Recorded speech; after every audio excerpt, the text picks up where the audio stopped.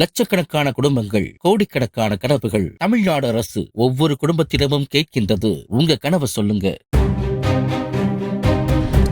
நடிகர் கமல்ஹாசனின் பெயரை, புகைப்படங்களை அவரது அனுமதியின்றி யாரும் வணிக ரீதியாக பயன்படுத்தக்கூடாது என்று சென்னை உயர்நீதிமன்றம் இடைக்கால தடை விதித்து உத்தரவிட்டுள்ளது.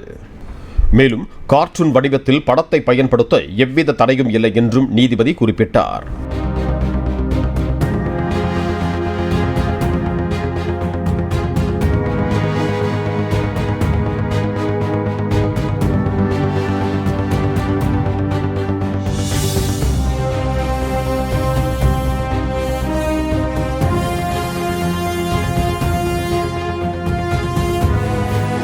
லட்சக்கணக்கான குடும்பங்கள், கோடிக்கணக்கான கனவுகள். தமிழ்நாடு அரசு ஒவ்வொரு குடும்பத்திடமும் கேட்கின்றது, உங்க கனவை சொல்லுங்க.